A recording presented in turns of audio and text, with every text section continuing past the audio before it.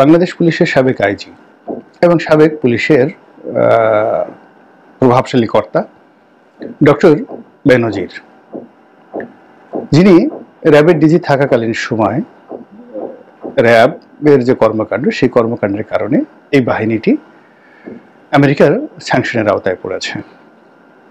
তো তার সম্পর্কে বাংলাদেশে প্রচুর বিতর্ক রয়েছে। তার বন্ধুদের নিকট তিনি খুবই সজ্জন, তিনি খুবই পরোপকারী এবং তিনি যাদেরকে ভালোবাসেন তাদেরকে ওন করেন এবং আপনজন প্রিয়জনের কাছে তিনি খুবই প্রিয় একজন ব্যক্তিত্ব। একই সঙ্গে তিনি তার শত্রুদের জন্য জম, রীতিমতো জম। তার দুর্নীতি সম্পর্কে যে কথাবার্তা শোনা যাচ্ছে, অন্যান্য যে বিষয়গুলো শোনা যাচ্ছে, তাতে মনে হয়েছে যে তিনি সব্যসাচী। সকল কর্মগুলোই তিনি একসঙ্গে করেছেন। তিনি স্ত্রীকে ভালোবেসেছেন, তার সহায় সম্পত্তির বিরাট অংশ স্ত্রী এবং সন্তানদের নামে রয়েছে। আবার অন্য নারীদের প্রতি তার যে ভালোবাসা, এটি এরশাদকেও ছাড়িয়ে গিয়েছে, প্রচণ্ড ভালোবাসা। এবং আজ পর্যন্ত কোনো নারী তার বিরুদ্ধে কোনো অভিযোগ করেননি যে আমাকে বেনজির সাহেব ঠকিয়েছেন, আমার দেহ নিয়েছেন, মন নিয়েছেন, কিন্তু আমাকে কোনো কিছু দেননি। কোনো নারী এখন পর্যন্ত অভিযোগ করেননি। এবং সেই নারীদের তালিকায় বাংলাদেশের পিলে চমকানো, হৃদয় কাঁপানো অনেক সুন্দরী অস্পরা রয়েছে। তারা বাংলাদেশে বহাল তবিয়তে আছেন, এখনও তারা ঘোরাফেরা করছেন, কিন্তু কেউ বেনজির সম্পর্কে কোনো কটূক্তি করেননি। আর বেনজিরের সঙ্গে সম্পর্ক থাকার কারণে তাদেরকেও কেউ পরিহার করেনি। এখন তারা আগের মতোই সবকিছু চালাচ্ছেন। এরপর সে টাকা পয়সা উপার্জন করে রিসোর্ট করেছেন, 5 স্টার হোটেল করেছেন, দুবাইতে ব্যবসা বাণিজ্য করেছেন, যা এখন প্রচার করা হচ্ছে। তো তাই যদি হয় তাহলে তো সে অন্য সব ঘুষখোরের মতো কেবলমাত্র বেগমপাড়াতে বাড়ি করেননি। সে কৃষি খামার করেছে, রিসোর্ট করেছে, কক্সবাজারে 5 স্টার হোটেল করেছে, আরও জায়গা জমি করেছে, এমনকি গরুর খামার করেছে। তো এই যে একটা লোক, সেই লোক আবার সবাইকে টেক্কা দিয়ে চোখের পলকের মধ্যে নিরাপদ সময়ে সে দেশের বাইরে চলে গেছে। তার একটা পশমে কেউ টাচ করতে পারেনি। আবার দেশের বাইরে গিয়ে সে যখন চেয়েছে যে আমি চুপচাপ থাকবো, সারা দেশ চুপচাপ থেকেছে, তাকে নিয়ে কেউ আলোচনা করেনি। আবার এখন সে ইচ্ছা করেছে যে আমি প্রকাশিত হব, তখন আমরা আবার সবাই তাকে নিয়ে ভিডিও বানাচ্ছি, আলোচনা করছি। Kazi he is not a normal man, তিনি একজন সাধারণ মানুষ নন। তো তিনি এই যে হঠাৎ করে যে আবির্ভূত হলেন, এটির একটা বিশাল সোশ্যাল, পলিটিক্যাল, ইকোনমিক যে ইম্প্যাক্ট বাংলাদেশের রাজনীতিতে রয়েছে, এটি নিয়েই মূলত আজকে এই আলোচনা করব। প্রথমত হলো যে আওয়ামী লীগ বেনজির সাহেব, আজিজ সাহেব, এদেরকে একটা সময় প্রমোট করেছে এবং তারা মনে করেছে যে যত কিছু হোক না কেন জেনারেল আজিজের মতো একজন সেনা প্রধান তাদের দরকার, আর বেনজিরের মতো পুলিশ প্রধান তাদের দরকার। আমি এই দুজনের নামই নিলাম। কিন্তু পরবর্তীতে আওয়ামী লীগের যারা লোকজন, তারা সুশীল হওয়ার চেষ্টা করেছেন এবং এই দুজনের সম্পর্কে যে বিতর্ক তৈরি হয়েছে, তাদেরকে টার্গেট করে দেশি এবং বিদেশি মিডিয়াতে যে সকল প্রচার হয়েছে, বিশেষ করে এই দুজনের পদ পদবি চলে যাওয়ার পর এবং জাতিসংঘে তাদেরকে নিয়ে আলোচনা হয়েছে, আমেরিকা তাদেরকে নিষেধাজ্ঞা দিয়েছে এবং আল জাজিরা তাদেরকে নিয়ে যখন রিপোর্ট করেছে, অন্যান্য পত্রপত্রিকা রিপোর্ট করেছে, তখন আওয়ামী লীগ আর তাদেরকে ওন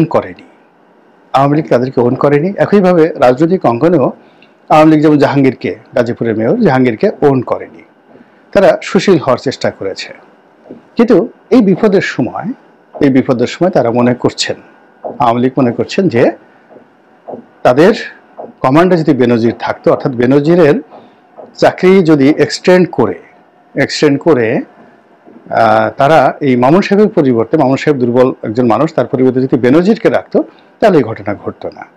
কিংবা জেনারেল তারেক সিদ্দিকের পরিবর্তে যদি জেনারেল আজিজকে মিলিটারি উপদেষ্টা বানানো হতো, স্বরাষ্ট্রমন্ত্রী বানানো হতো, এমপি বানানো হতো, দায়িত্ব দেওয়া হতো, তাহলে আজকের যে অবস্থা শেখ হাসিনা সেটা হতো না। সামহাও তাদের মধ্যে এই উপলব্ধিটা কাজ করেছে। আর এই উপলব্ধিটা কাজ করার কারণেই আওয়ামী লীগের যে প্ল্যাটফর্ম, সেই প্ল্যাটফর্মে হঠাৎ করে বেনজিরের অভ্যুদয় হয়েছে এবং তিনি যে কথাটি বলেছেন সেই কথাটি স্পষ্টতই যাকে বলা হয় এখন যারা ক্ষমতায় আছেন তাদের জন্য একটি মানে সতর্ক সংকেত বলে ভুল হবে। এটিকে লাল সালাম বলতে পারেন। লাল সালাম মানে এটা যুদ্ধের ইঙ্গিত, একটি গৃহযুদ্ধের ইঙ্গিত, একটি সংঘর্ষের ইঙ্গিত। তিনি যেটি বলেছেন, আমরা যেটা দেখলাম সামাজিক মাধ্যমে, যে পুলিশ বাহিনী শতকরা 90% আওয়ামী লীগ মাইন্ডেড, আওয়ামী লীগের রিক্রুট করা, তাদের অনেকের সঙ্গে তার যোগাযোগ আছে, থাকাই স্বাভাবিক, এবং পুলিশ আওয়ামী লীগের নেতাকর্মীদেরকে সাহায্য করবে যদি তারা পলিটিক্যালি অর্গানাইজ হতে পারে। বোঝার চেষ্টা করুন। তো এই যে তার এই বক্তব্য এবং আওয়ামী লীগের প্ল্যাটফর্ম ব্যবহার করে এটি নির্দেশ করে যে আগামীতে একটা বৃহত্তর সংঘর্ষের দিকে আমরা এগুচ্ছি। এবং তারই প্রেক্ষাপটে দেখা গেল যে বেশ কয়েকজন পুলিশ কর্মকর্তা, এসপি লেভেলের 3 জন কর্মকর্তা আর একজন ডিআইজি, তারা সবাই একেবারে আওয়ামী লীগের ডেডিকেটেড। মানে আওয়ামী লীগের কোনো এমপি যদি 5 বার জয় বাংলা বলতেন, এরা 20 বার জয় বাংলা বলতেন। এবং পুলিশ বাহিনীকে বিভিন্ন অ্যাঙ্গেলে তারা যেভাবে ব্যবহার করেছেন, সেটা পুলিশ বাহিনী, আওয়ামী লীগ, রাষ্ট্র এর মধ্যে কোনো পার্থক্য ছিল না। সবাই আলোচিত, বিতর্কিত এবং কর্মকর্তা হিসেবে যথেষ্ট দাপটের সঙ্গে তারা দায়িত্ব পালন করেছেন, সীমাহীন দায়িত্ব পালন করেছেন। তো এরকম 4 জন কর্মকর্তাকে গ্রেপ্তার করা হয়েছে, যাদেরকে এখনো চাকরি থেকে ওএসডি করা হয়নি, তাদেরকে গ্রেপ্তার করা হয়েছে বেনজির সাহেবের এই কথা বলার সঙ্গে সঙ্গে। আবার দ্বিতীয় যে ঘটনা ঘটেছে 2014 এবং 2018, আমি দেখলাম যে বিভিন্ন সামাজিক মাধ্যমে যারা ডিসি এবং এসপি ছিলেন তাদের একটা তালিকা সোশ্যাল মাধ্যমে ঘুরে বেরিয়েছে এবং তাদেরকে যে কোনোভাবে চাকরিচ্যুত করা, গ্রেপ্তার করার জন্য উঠে পড়ে এখন যারা আছেন তারা লেগেছেন এবং এটা হবেই।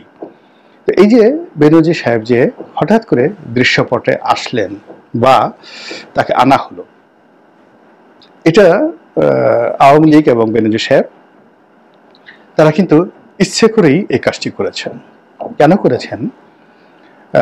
সেটা হলো বিএনপির অনেক পুলিশ কর্তা যারা বিএনপি করার কারণে ওএসডি হয়েছিলেন, বিএনপি করার কারণে তারা প্রমোশন পাননি, চাকরিতে ছিলেন, তারা ডুব মেরেছিলেন, তারা বিএনপির জন্য কিছুই করেননি, কিন্তু এখন আবার ক্ষমতা লাভের সঙ্গে সঙ্গে তারা সবাই মানে বিএনপির একেবারে মির্জা ফখরুলের চেয়েও বড় বিএনপি হয়ে গেছেন, গয়েশ্বর বাবুর চেয়ে বড় বিএনপি হয়ে গেছেন, মির্জা আব্বাসের চেয়ে বড় বিএনপি হয়ে পায়ের উপর পা তুলে তারা এখন মুরগি রান চিবোচ্ছেন। আওয়ামী লীগ এই ভুলটা করতে চাচ্ছে না। আওয়ামী লীগ যেটা চাচ্ছে সেটি হলো এরকম যে সকল সিভিল সার্ভিস এবং পুলিশ সার্ভিস, এমনকি মিলিটারি সার্ভিসে যারা গত 15 বছরে সুযোগ নিয়েছেন, এখন আওয়ামী লীগ তাদের কাছে ডিমান্ড করছে যে তোমরা আমাদের জন্য কাজ করো, আমাদের জন্য স্পেস তৈরি করে দাও, সুযোগ তৈরি করে দাও, আর যদি না করে দাও আমরা তোমাদের নাম বলে দেব এবং তোমাদেরকে বাধ্য করব তোমরা জেলে থাকো এবং তোমরা কমান্ডের বাইরে থাকো, তোমরা চাকরিচ্যুত হও। এর ফলে তোমাদের আওয়ামী লীগে এসে আওয়ামী লীগের দলদাস হওয়া ছাড়া তোমাদের আর কোনো কর্ম থাকবে না। এর উপকার হবে দুটো। প্রথমত, তোমরা যদি আওয়ামী লীগে যোগদান করো তাহলে জেলে থাকো বা জেলের বাইরে থাকো, সেখানে দলকে তোমরা সার্ভ করবে এবং তোমাদের যারা আপনজন আছে তাদের মাধ্যমে তোমরা দলকে সংগঠিত করার চেষ্টা করবে। এখন পুলিশ কর্মকর্তা এবং সিভিল সার্ভিস, মিলিটারি সার্ভিসে যদি এইভাবে 1000 লোককে টার্গেট করে বা 2000 লোকের টার্গেট করে চাকরিচ্যুত করা হয়, এই 2000 লোকের সঙ্গে তো আরও অ্যাটলিস্ট 6000 লোকের খুব ঘনিষ্ঠ বন্ধুত্ব রয়েছে।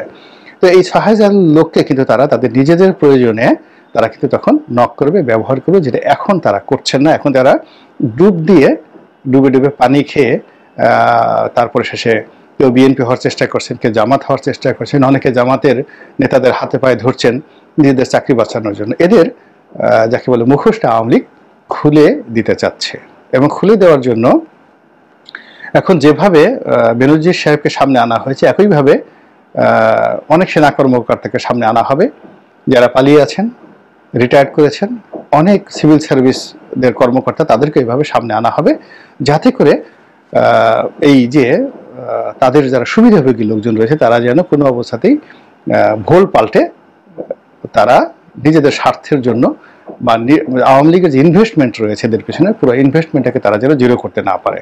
It's very alarming. Second thing যেটি হচ্ছে সেটি হলো, এরকম যদি 1000 লোককে বা 2000 লোককে টার্গেট করে চাকরিচ্যুত করা যায়, তাদেরকে আওয়ামী লীগের ট্যাগ দিয়ে প্রশাসন থেকে আলাদা করে দেওয়া হয়, তাহলে কি হবে, এদের কাছে যে তথ্য উপাত্ত ডাটা রয়েছে, এই ডাটাগুলো অন্য কর্মকর্তাদের হাতে নেই। ফলে আওয়ামী লীগের সাধারণ জনগণ, আমজনতা নিরাপদ থাকবে, এমনকি শেখ হাসিনাও নিরাপদ থাকবে।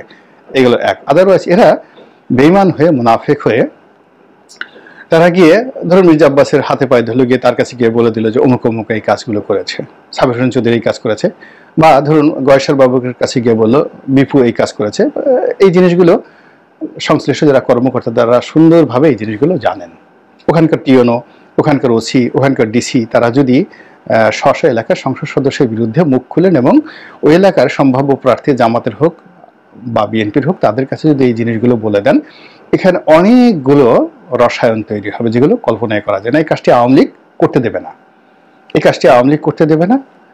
আর সবচেয়ে ভয়ঙ্কর যে বিষয়টি সেটি হলো, এদের যে দক্ষতা এবং অভিজ্ঞতা, এই 3000 লোক যদি বাহিনী থেকে, প্রশাসন থেকে চলে যায়, তাহলে এখানে যে একটা শূন্যতা তৈরি হবে, অরাজকতা তৈরি হবে, বিচারহীনতা তৈরি হবে, বিশৃঙ্খলা তৈরি হবে, সুশাসনের পরিবর্তে কুশাসন তৈরি হবে, আমলাতান্ত্রিক জটিলতা তৈরি হবে। এটা রাতারাতি পূর্ণ করা সম্ভব নয়। তখন কি হচ্ছে, সারা দেশে এখন যে বিশৃঙ্খলা চলছে এটা আরো 10 গুণ বেড়ে যাবে, পুরো মাঠ ঘোলা হয়ে যাবে। আর ঘোলা হয়ে যাওয়ার পর সেই ঘোলা পানিতে আওয়ামী লীগের মাছ শিকার করা আরো সহজ হয়ে যাবে। এবং সেই কাজটি করার জন্য যে বেনজির সাহেবদেরকে আওয়ামী লীগ একটা সময় গণশত্রু মনে করেছে, যে না ঠিক আছে এদেরকে ব্যবহার করা হয়েছে, এখন এদেরকে ছুঁড়ে ফেলে দাও। আসলে যে সময়টিতে ছাগল কাণ্ড ঘটলো, যে সময়টিতে বেনজির কাণ্ড ঘটলো, এদেরকে দুজনকে নিয়ে খুব বেশি বাড়াবাড়ি যখন হলো, যেখান থেকে এই যে দেখেন কোটা বিরোধী আন্দোলন, ঠিক ওই সময়টিতে যদি শেখ হাসিনা একটা ধমক দিতেন বা এদের পক্ষে অবস্থান নিতেন, তাহলে পরবর্তীতে অন্য কোনো জিনিস কিন্তু ঘটতো কিনা এইভাবে আমার কাছে মনে হচ্ছে না। কিন্তু আওয়ামী লীগ তখন যে কোনো কারণে ভয় পেয়ে গেছে, অথবা যে কোনো কারণে এদেরকে মাইনাসের খাতায় ফেলে দিয়েছে, অথবা যে কোনো কারণে মনে করেছে এরা হলো লায়াবিলিটি, দলের জন্য, রাষ্ট্রের জন্য, আমাদের জন্য লায়াবিলিটি। এখন যাদেরকে আপনি বর্জ্য হিসাবে, আবর্জনা হিসেবে ফেলে দিয়েছেন, এখন আপনি সেই আবর্জনা ডাস্টবিন থেকে খুঁজে খুঁজে তাদেরকে আনছেন, না এরাই আমার মণি, এরাই আমার মাণিক্য, এরাই আমাকে 15 বছর টিকিয়ে রেখেছে, কাজেই আগামীতে যদি ক্ষমতা আসতে হয় এদেরকে আমার লাগবে। বুঝতে পারছেন যে অপারেশন